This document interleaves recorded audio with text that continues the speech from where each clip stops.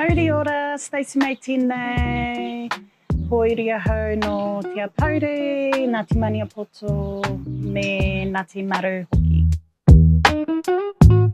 You know what?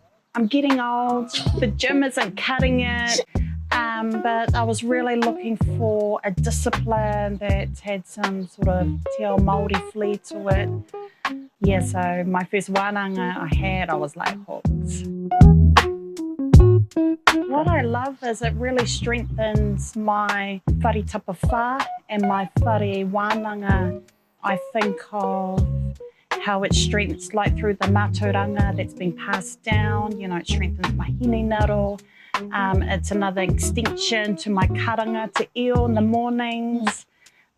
Physically, you know, I get to move my body, and the whakawhanaungatanga, I feel like I've got another whānau now. Don't be shy, give it a go, and yeah, just go with the wairua. Yeah.